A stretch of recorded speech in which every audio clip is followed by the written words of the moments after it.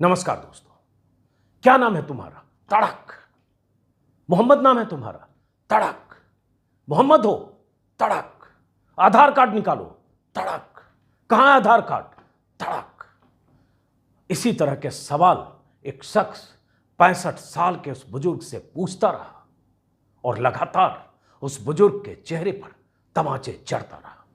उन तमाचों की चोट वो बुजुर्ग सहन नहीं कर पाए और इस दुनिया से चले गए। तस्वीरें ऐसी विचलित करने वाली है कि मैं स्क्रीन पर आपको वीडियो नहीं दिखा सकता, लेकिन चेहरे हैं, उस बुजुर्ग का चेहरा और उस शख्स का चेहरा जो उस बुजुर्ग के मुंह पर, गाल पर लगातार तमाचे चल रहा था। मरने वाले का नाम भंवरलाल जैन, मारने वाले का नाम बीजेपी का एक नेता दिनेश कुशवाहा। घटना कहां की है, क्यों पीटा, और उस दिनेश कुशवाहा नाम के बीजेपी के छुटभइये नेता ने इस बुजुर्ग को पीटकर, बुरी तरह से पीटकर, सिर्फ इसलिए कि उसे लगा कि ये कोई मुसलमान है और मुसलमानों के प्रति उस शख्स के भीतर न जाने कितनी नफरत थी कि न उम्र देखी, न उनकी स्थिति देखी और लगातार तमाचे जड़ते हुए ऐसी स्थिति तक पहुंचा दिया कि वो जिंदा नहीं बचे। और तो और दिनेश कुशवाहा नाम के उस शख्स ने इस बुजुर्ग को पीटते हुए वीडियो भी बनाया या बनवाया और खुद ही व्हाट्सएप ग्रुप में डालकर वायरल कर दिया। अब मामला उसके खिलाफ दफा 302 के तहत दर्ज हुआ है। वीडियो वायरल है और जैसा कि मैंने कहा, जिस वीडियो को देखकर मैं विचलित हो सकता हूं, वो वीडियो मैं आपको दिखा नहीं सकता हूं, इसलिए उस वीडियो से कुछ स्क्रीनशॉट आप यहां देख पा रहे हैं। अब ये घटना जहां की है और वहां क्या हुआ और क्यों ऐसे हुआ, कैसे वो बुजुर्ग उस शख्स की चपेट में आ गए, बताने से पहले मैं चाहता हूं कि देश के गृह मंत्री अमित शाह का एक बयान सुनिए और समझिए और मैं बताऊंगा क्या रिश्ता है अमित शाह के उस बयान का उस बुजुर्ग पर हुए हमले से। लेकिन पहले सुनिए अमित शाह का एक बयान, जरा वो बयान सुनाया जाए जो 24-26 सेकंड का है। मोदी जी की ऑफिस में मीटिंग चल रही थी, एक मयूर आया और उसने कांच की दीवार पर जोर से अपनी चोंच मारना शुरू कर दिया। 2-3 मिनट तक ये प्रक्रिया चली। मोदी जी ने घंटी बजाई, किसी को बुलाया और कहा कि भाई इसका दाना आज नहीं डाला गया है, जरा चिंता करो, ये भूखा है। देश के प्रधानमंत्री को ये सोच, इतनी बड़ी मीटिंग में आना। अमित शाह 11 मई को मोदी पर लिखी एक किताब के विमोचन के मौके पर प्रधानमंत्री मोदी को बेहद संवेदनशील बताने के लिए, साबित करने के लिए यह किस्सा सुना रहे थे। किस्सा ये सुन तो लिया, फिर भी दोहराता हूं। किस्सा ये कि प्रधानमंत्री मोदी जब मीटिंग कर रहे थे तो उनके मीटिंग कक्ष से बाहर शीशे पर कोई मोर चोंच मार रहा था। प्रधानमंत्री को लगा वो मोर भूखा है। प्रधानमंत्री मोदी ने किसी को बुलाया और कहा इसको दाना डालो, देखो ये भूखा है। और अमित शाह ने बताया कि प्रधानमंत्री मोदी कितने संवेदनशील हैं। पीएम एक मोर की भी फिक्र करता है, मोर की भूख पर भी पीएम की नजर होती है। लेकिन इस तस्वीर में जिस शख्स की मौत हुई, रतलाम के रहने वाले भंवरलाल जैन, वो मोर नहीं थे। मोर के प्रति संवेदनशील प्रधानमंत्री इंसानों के प्रति कितना संवेदनशील है, इसी को मैं समझाना चाहता हूं। मोर की भूख की चिंता करने वाले प्रधानमंत्री निवास में मोर से खेलने वाले प्रधानमंत्री, मोर को दाना खिलाते हुए तस्वीरें वायरल करने वाले प्रधानमंत्री रतलाम में हुई इस घटना पर मौन हैं, मौन रहेंगे, चुप्पी नहीं तोड़ेंगे और संवेदनशीलता नहीं दिखाएंगे। ऐसा मैं क्यों कह रहा हूं? बहुत सारी घटनाएं हैं। उन घटनाओं पर जाने से पहले मैं चाहता हूं एक बार समझिए कि पूरा मामला क्या है। दरअसल हुआ यूं कि रतलाम जिले के बुजुर्ग पिस्ताबाई चत्तर के बड़े बेटे भंवरलाल हैं, जिनकी हत्या हुई है। 15 मई को भेड़ू जी पूजने चित्तौड़गढ़ परिवार गया था। 16 मई को पूजा पाठ के बाद भंवरलाल लापता हो गए। गुरुवार को उनका शव मनासा, नीमच इलाके की जगह है मनासा में पुलिस थाने से आधा किलोमीटर दूर रामपुरा रोड पर मिला। भंवरलाल को पीटने का वीडियो आज ही या कल उनके छोटे भाई को मिला। लेकिन कहानी यह है कि वीडियो में जो शख्स पीट रहा है, दिनेश कुशवाहा, आधार कार्ड दिखाने की बात कर रहा है, उसने दरअसल भंवरलाल को मुस्लिम समझा था और भंवरलाल मानसिक तौर पर थोड़े बीमार थे, पूरी तरह से बताने की स्थिति में नहीं थे। उस वीडियो में भी ऐसा ही दिख रहा है। भंवरलाल को अंदाजा नहीं होगा कि सामने दरिंदा खड़ा है जिसे इंसान नहीं कहा जा सकता, जिसका इंसानियत से कोई रिश्ता नहीं है। तमाचे दर तमाचे जड़ता गया, नाम पूछते हुए, मोहम्मद हो आधार कार्ड निकालो, ये कहते हुए। कहानी यह है कि चित्तौड़गढ़ किले से जब ये लोग घूमने गए थे, परिवार के लोग, तो चित्तौड़गढ़ किले से लापता हो गए थे। दिमागी रूप से भंवरलाल थोड़े अस्वस्थ थे, उनकी शादी भी इस वजह से नहीं हुई। दूसरे दिन 16 मई को 12 बजे भंवरलाल परिजन को बिना बताए किले से उतरे और वहीं से लापता हुए। परिजन ने काफ़ी तलाश की लेकिन नहीं मिले, तो चित्तौड़गढ़ पुलिस थाने में गुमशुदगी की रिपोर्ट दर्ज करवाई, ये सोचकर कि बस में बैठकर अकेले जाबरा, उनका गांव है रतलाम में, वहां चले गए होंगे, इसलिए यहां तलाश शुरू की। गुरुवार 19 मई को दोपहर में मनासा के रामपुर रोड पर भंवरलाल की लाश मिली। मनासा पुलिस ने इसे अस्पताल में रखा। मृतक के शिनाख्त के लिए सोशल मीडिया पर फोटो वायरल किया और सरसी में छोटे भाई अशोक और राजेश को सूचना मिली और देर शाम ये लोग मनासा पहुंचे। शिनाख्त के बाद शुक्रवार सुबह पीएम पोस्टमार्टम के बाद शव गांव लाए, अंतिम संस्कार हुआ। मनासा नीमच में है और ये रहने वाले रतलाम के। जैसा कि मैंने शुरू में बताया, वीडियो खुद आरोपी दिनेश ने स्वच्छ भारत ग्रुप में वायरल किया। ग्रुप का नाम स्वच्छ भारत, मारने वाले का नाम दिनेश कुशवाहा, रिश्ता बीजेपी से। दिनेश कुशवाहा कौन है?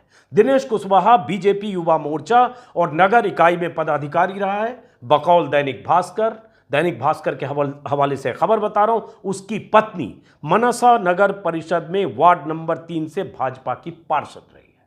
मतलब भाजपा से सीधा कनेक्शन दिनेश कुशवाहा का। और मुसलमानों से नफरत के शक में, हालांकि मुसलमानों को भी मारने का अधिकार किसने दिया, लेकिन शक में जिसकी मौत हुई, जिसकी हत्या हुई, वो भंवरलाल जैन। उसके बाद दिनेश की तलाश शुरू हुई। एफआईआर किया गया है दफा 302 के तहत और इसमें यह भी पता चला कि जो तस्वीरें वीडियो उसने वायरल किया, वो वीडियो किसी ढंग से दिनेश कुशवाहा की तरफ से वायरल किया गया वीडियो किसी ढंग से भंवरलाल के परिवार को मिला और तब उसके परिवार को पता चला और उसके बाद जो कहानी है सामने आपने देखी और आपने अंदाजा लगा लिया। कहा यह भी जा रहा है कि पोस्टमार्टम के वक्त शरीर पर मारपीट के निशान थे। मारपीट करने वाले ने उनकी जेब से 200 रुपये भी निकाल लिए, इसलिए शुक्रवार 8 बजे परिजन और ग्रामीण मनासा पहुंचे, मतलब पैसे भी निकाल लिए। कैसा दरिंदा है वो शख्स जो बीजेपी का स्थानीय नेता है। तो देश में क्या हो रहा है और ऐसी स्थितियां क्यों पैदा हो रही है, यह भी लिंचिंग है।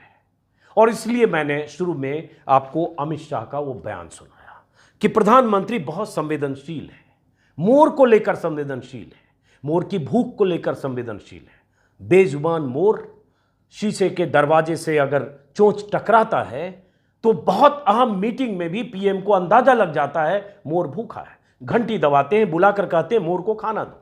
लेकिन जब कहीं ऐसे किसी की मौत होती है, मौत नहीं हत्या होती है, तो प्रधानमंत्री मौन व्रत में रहते हैं, मौन साध लेते हैं, चुप्पी महीनों नहीं तोड़ते हैं, तभी तोड़ते हैं जब फिर कोई उन्हें बड़ी बात कहनी होती है।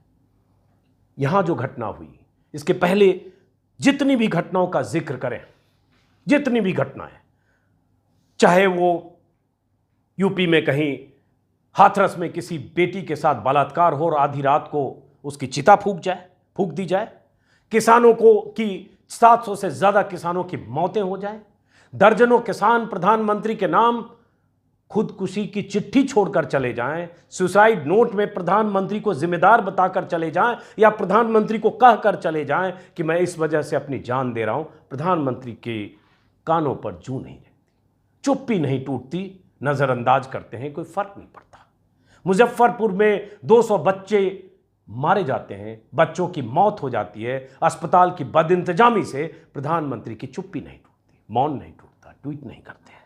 लिंचिंग की घटनाओं का जिक्र क्या करें, किसका किसका नाम लें, कभी प्रधानमंत्री चुप्पी नहीं तोड़ते हैं। कोई तबरेज नाम का शख्स झारखंड में पीटा जाता है कट्टर हिंदुत्ववादियों के हाथों, और मरते वक्त मारते मारते उसे कहा जाता है जय श्री राम का नारा लगाओ, उसकी मौत हो जाती है, प्रधानमंत्री की चुप्पी नहीं टूटती है। कानपुर में किसी रिक्शे वाले को जय श्री राम कहने को मजबूर किया जाता है, पिटाई होती है। ऐसी घटनाएं देश के कोने कोने में होती है, प्रधानमंत्री की चुप्पी नहीं टूटती है। यह जिक्र मैं इसलिए कर रहा हूं क्योंकि आपको लगेगा कि इससे प्रधानमंत्री का क्या रिश्ता है, प्रधानमंत्री को मैं क्यों संबोधित कर रहा हूं या उनका नाम इसमें क्यों घसीट रहा हूं।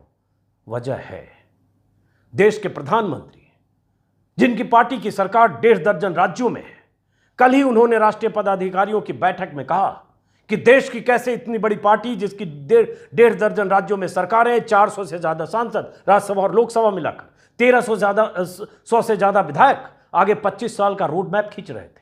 तो इतना ताकतवर प्रधानमंत्री एक कॉल उठाकर कम से कम अपने ही 1.5 दर्जन मुख्यमंत्रियों को, एनडीए के मुख्यमंत्रियों को कह देगा कि खबरदार अगर तुम्हारे सूबे में ऐसी कोई घटना हुई, खबरदार कि मुसलमान समझकर, मुसलमान की शंका में, या मुसलमान को या किसी को भी यूं पीटा गया, मारा गया, लिंचिंग की गई, खैर नहीं। खबरदार जो किसी राज्य में सांप्रदायिक हिंसा इस कदर हुई, खबरदार कि भगवा चोले में लफंगों का कोई दस्ता इस कदर हमलावर हुआ, जिस कदर हमलावर बीते सालों में अलग अलग राज्यों में भगवा दस्ते के लोग हो चुके हैं। झारखंड में क्या हुआ था, 3 लोगों को लिंच कर दिया गया बच्चा चोरी के आरोप में, कुछ सालों पहले की बात है, और उसके बाद वो जेल गए। सब कट्टर हिंदुत्ववादी लोग थे, बीएचपी, बजरंग दल या किसी संगठन से जुड़े थे, जेल से वापस आए तो उस वक्त के मंत्री जयंत सिन्हा ने घर पर उनका स्वागत किया था, लड्डू खिलाया, माला पहनाया, तस्वीरें वायरल हुई। उनका पराक्रम क्या था, 3 लोगों को, आदिवासियों को बच्चा चोरी के इल्जाम में पीट पीट कर मार दिया था। तो जब ऐसी घटनाएं होती है, प्रधानमंत्री चुप रहते हैं। इसलिए मैं प्रधानमंत्री का जिक्र कर रहा हूं क्योंकि देश में सत्ता उनकी, 1.5 दर्जन राज्यों में सत्ता उनकी। क्या मजाल कि अगर प्रधानमंत्री की तरफ से सख्त संदेश हो कि 0 टॉलरेंस ऐसी घटनाओं पर, क्योंकि मारने वाला तो बीजेपी से निकला, बीजेपी का रिश्ता था। और हाल में अगर 1 महीने के दौरान की घटनाएं देखेंगे, बार बार मैंने वीडियो में जिक्र किया है, चाहे मस्जिद के ऊपर झंडा फहरा रहा हो, चाहे कहीं शोभा यात्रा के दौरान हिंसा कर रहा हो, चाहे तलवार कटार लेकर प्रदर्शन कर रहा हो, चाहे कुछ भी कर रहा हो, जिसका बहुत जिक्र मैंने वीडियो में किया है। क्या मजाल कि प्रधानमंत्री तय कर दें, राष्ट्र के नाम संबोधन करें और बताएं अपने ही समय पर 8 बजे, जो उनका प्रिय समय है, जिस 8 बजे, रात 8 बजे उन्होंने कई तरह की घोषणाएं की हैं। एक घोषणा ये तो करें कि खबरदार जो देश के किसी हिस्से में ऐसी घटना हुई, 0 टॉलरेंस है। अपने मुख्यमंत्रियों से तो कह सकते हैं, ये कह सकते हैं कि उनकी बात विपक्ष के मुख्यमंत्रियों ने नहीं सुनी। तो आपको लगता है कि ऐसी घटनाएं होगी? मुझे यकीन है ऐसी घटनाओं पर पूरी तरह से लगाम लगेगा। प्रधानमंत्री का जिक्र इसलिए करता हूं कि प्रधानमंत्री का अभी 3 दिन पहले का ट्वीट है, 2 दिन पहले का 19 मई का एक ट्वीट है, जिसमें उन्होंने कहा है, हमारे लिए संस्कार का अर्थ है शिक्षा, सेवा और संवेदनशीलता।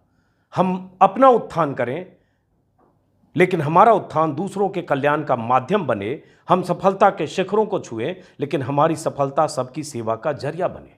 आज हम नए भारत के निर्माण के लिए सामूहिक संकल्प ले रहे हैं, नए भारत के निर्माण के लिए। ऐसे होगा नए भारत का निर्माण, ऐसे होगा कि अलग अलग राज्यों में, बीजेपी शासित राज्यों में राइट विंग के बेलगाम लफंगे या सत्ताधारी दल से जुड़े कट्टरपंथी ऐसे किसी को पीटेंगे, जान लेंगे, लाठी डंडे बरसाएंगे। उन घटनाओं का जिक्र करूं तो 1 घंटे का वीडियो सिर्फ अभी 3 साल 4 साल की घटनाओं पर बन सकता है। लेकिन प्रधानमंत्री, मजाल की कभी उन्होंने मौन तोड़ा हो, मजाल की कभी उन्होंने चुप्पी तोड़ी हो और कहा हो कि यह जघन्य अपराध है और यह नहीं होना चाहिए, चुप, मौन साध लेते हैं। 2 मिनट का मौन तो किसी की मौत पर भी लगता है, लेकिन वो मौन परेशानी का मौन होता है, दुख का मौन होता है, ग्लानि का मौन हो सकता है, लेकिन प्रधानमंत्री का मौन नजरअंदाज करने वाला मौन है। ऐसी घटनाओं को एक्नॉलेज ही नहीं करना चाहते हैं कि देश में ऐसी घटनाएं हो रही हैं, क्योंकि ऐसी घटनाएं करने वाले, ऐसी घटनाओं को अंजाम देने वाले एक ही कुल गोत्र के होते हैं। प्रधानमंत्री के उसी ट्वीट का जिसका जिक्र किया, उसमें आगे लिखा हुआ है, ऐसा नया भारत जो नई सोच और सदियों पुरानी संस्कृति दोनों को एक साथ लेकर आगे बढ़े, पूरे मानव जात को दिशा दे। कैसे मानव जात को दिशा देगा अगर देश में ऐसी घटनाएं हो रही हैं? किन किन घटनाओं का जिक्र करूं? लंबा वीडियो होगा। फिलहाल मैं इतना ही कि कल प्रधानमंत्री मोदी ने, जिसका कल के वीडियो में मैंने जिक्र किया, कल भी उन्होंने बीजेपी के राष्ट्रीय पदाधिकारियों को संबोधित करते हुए कुछ बातें प्रधानमंत्री ने कही। प्रधानमंत्री ने, हालांकि वो वीडियो शायद आपने देखा होगा, लेकिन फिर भी मैं चाहता हूं कि एक बार फिर से वो वीडियो दिखाऊं ताकि आप भी समझें, और आप अब भी मैं उम्मीद करता हूं कि शायद प्रधानमंत्री देश के सामने आकर कहें आज न कल कि ऐसी घटनाएं रुके, लेकिन कहेंगे तो तब तो। अभी तो उन्होंने ये कहा है, जिसे सुनिए, कितनी अच्छी बात लगती है। लगेगा किसी संत की जुबान से संतोक्ति झर रही है। सुनिए। ये राजनीतिक दल तत्कालीन लाभ के लिए, फायदे के लिए देश के उज्जवल भविष्य के साथ, राज्य के उज्जवल भविष्य के साथ, देश की युवा पीढ़ी के भविष्य के साथ खिलवाड़ करते हैं, उसे खोखला करने का भी काम कर रहे हैं। ये राजनीतिक दल अपने स्वार्थ के लिए समाज में जो छोटी मोटी तनाव होते हैं, कुछ कमजोरियां होती हैं, कुछ परसेप्शन होते हैं, उसे ढूंढ ढूंढ करके उसमें जहर डालने का काम करते रहते हैं। उस कमजोरियों पर ही खेलते रहते हैं। कभी जाति के नाम पर, कभी क्षेत्रवाद के नाम पर लोगों को भड़का रहे हैं। साथियों, एक भारत श्रेष्ठ भारत का सपना लेकर के चल रही भारतीय जनता पार्टी के लिए यह भी अनिवार्य है कि देश के लोगों को लगातार हमें सावधान करते रहना होगा। इस प्रकार के लोगों से सचेत करना होगा, इस प्रकार के दलों से सचेत करना होगा। इस वीडियो में प्रधानमंत्री ने एक तरह से विपक्षी दलों को टारगेट पर लिया है और कहा है कि हमें लगातार देश को सावधान करना पड़ेगा इस प्रकार के लोगों से जो क्षेत्रवाद, जातिवाद के नाम पर लोगों को भड़काते हैं। लेकिन ये बीजेपी के नेता, वीएचपी के कार्यकर्ता, बजरंग दल के लफंगे या राइट विंग भगवाधारी गुंडे ये जो हरकतें करते हैं, इससे कौन आगाह करेगा? इससे कौन सावधान करेगा? जो नीमच में हुआ, जो यूपी के किसी शहर में हुआ, झारखंड में हुआ, जो राजस्थान में हुआ, जो देश के अलग अलग हिस्सों में बीते 7 सालों में, 8 सालों में ऐसी घटनाएं हुई, उससे कौन आगाह करेगा? लेकिन प्रधानमंत्री निशाने पर दूसरों को रखते हैं जब अपनी बात होती है। जब राइट विंग की तरफ से ऐसी हरकतें होती है, चुप होते हैं, मुंह कब खोलते हैं? जब शेखर धवन की उंगली में चोट लगती है, शेखर धवन ट्वीट करते हैं कि मैं खेल नहीं पाऊंगा, कुछ दिन आराम करूंगा। प्रधानमंत्री उनके ट्वीट पर चिंता व्यक्त करते हैं, आराम की सलाह देते हैं, शुभकामनाएं देते हैं। लेकिन जब रतलाम में कोई मरता है, या कोई तबरेज मरता है, या कोई नोएडा में किसी की हत्या होती है, या चलती ट्रेन में मुसलमान मरे, तो समझ लीजिए कि प्रधानमंत्री तो चुप रहेंगे। सदियां बीत जाएगी, उनकी जुबान नहीं खुलेगी। लेकिन यहां तो भंवरलाल जैन की मौत हुई है, हत्या हुई है। भंवरलाल जैन, वो कोई असलम या शगीर या सलमान नहीं थे, और बीजेपी शासित राज्य में हुआ है, और बीजेपी के कार्यकर्ता पर आरोप है दफा 302 के तहत।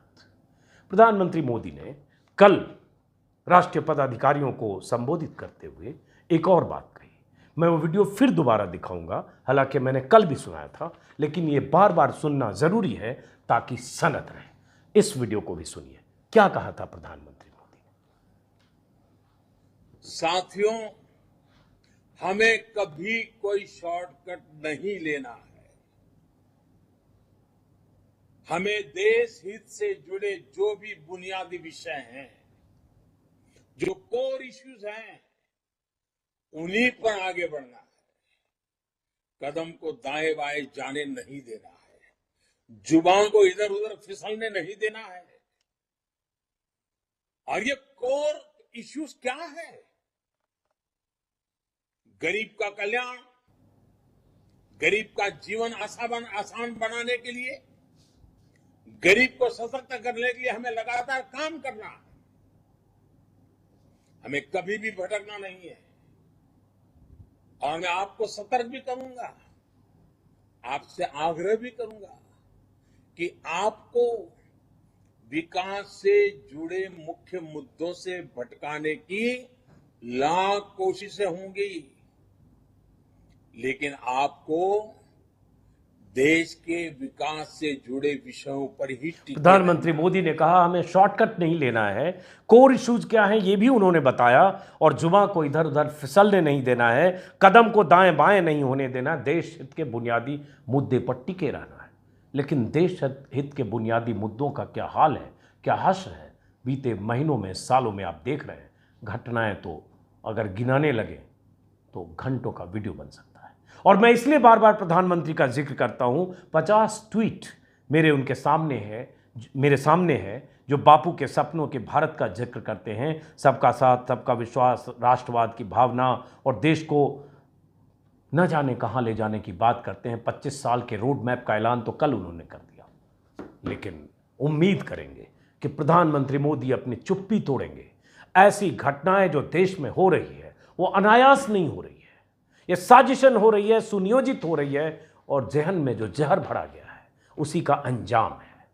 आज छिटपुट घटनाएं हैं, आने वाले वक्त में अगर यही हाल रहा, ऐसी घटनाएं और ज्यादा होगी। इसलिए अब भी वक्त है, बिगड़ा नहीं है बहुत कुछ। मौतें तो हुई, जान तो गई, हत्या तो हुई, भंवरलाल जैन की भी हत्या हुई, लेकिन अब भी अगर प्रधानमंत्री मोदी दृढ़ संकल्प लेकर कम से कम 1.5 दर्जन राज्यों के मुख्यमंत्रियों से फोन करके बात करके कहें और ये कमिटमेंट लें कि ऐसी घटना देश में नहीं होनी चाहिए, तो शायद लगाम लगे।